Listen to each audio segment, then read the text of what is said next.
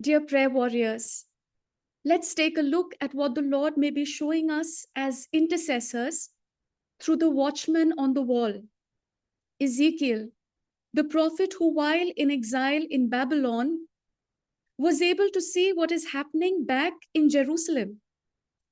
Through a series of visions, Ezekiel is transported to Jerusalem and he will tell all that he has seen to the people in exile, to warn them, as well as to comfort them. In chapter 9, the prophet sees a man dressed in linen with a writing kit in his hand, and he's asked by the Lord, as we see in verse 4, to put a mark on the foreheads of those who grieve and lament over the detestable things that are done in the land. Think about it. There is a special mark on the forehead of those who grieve and lament over the wrongdoings of their land. Who are these people? Who are the ones crying out to the Lord, grieving for the wrongs that are done, crying out for mercy? My dear prayer warriors, that's you and I. Or at least it's meant to be every intercessor who really does sigh and moan, grieve and lament over the sins of the land. And this is no ordinary grieving.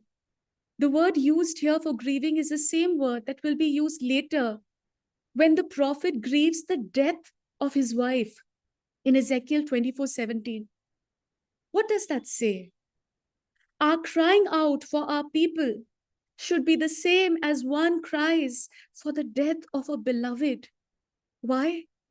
Because this is also death. Only worse, this is the death of the soul. When we see the wrongdoings of our land, instead of clicking our tongues in frustration or talking to each other helplessly, let us take it to the Lord. Our sighs, our laments do not go unnoticed there. Let us cry out to Him for our people, allowing tears to be shed for the right reasons. So, what happens to the people with the mark, the intercessors? Why are they singled out? Verse 6 gives us the answer. Because everyone from the oldest to the youngest is to be punished, except those with the mark on the foreheads. They will be spared. My dear prayer warriors, know this: the intercessors will be spared. And why? Because it's pretty simple with God. If we cry out for mercy for the sins of others, we too will be shown mercy. With the measure you use, it will be measured to you. When we grieve over the wrong and cry for compassion, we are shown compassion. The mark on the foreheads is thus much like the mark on the doorposts that we read about in Exodus, where the angel of death passed over the houses which were covered by the blood of the lamb. We know what partaking of that lamb means and what that blood signifies. But what is this mark that is made on the forehead? Allow me to take you again to verse 4 that reads, "Put a mark on the foreheads." In other translations, put a sign on their foreheads. Now, the Hebrew word for mark or sign is the same as the last letter of the Hebrew alphabet, which is the Tau. So this could well be read as, put a Tau on their foreheads. But what is this Tau? For the early Christians, the Tau stood as the symbol or the sign of the cross. In fact, today, it is also known as the Franciscan cross.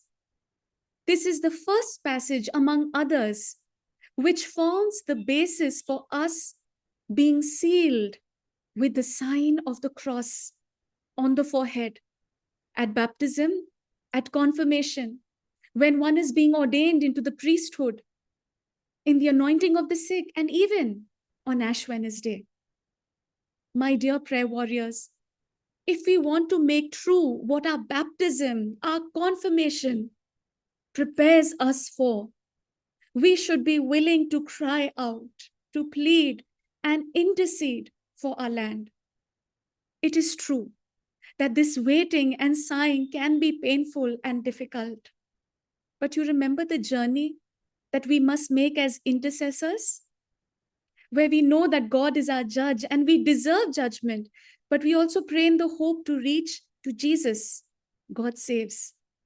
And while this waiting in between can be difficult, let's take heart from the prophet who spoke soon after Daniel, Ezekiel, whose name means God will strengthen. And how will God strengthen us? Through his spirit. Remember, it is to Ezekiel that the great promise is made. I will put my spirit within you.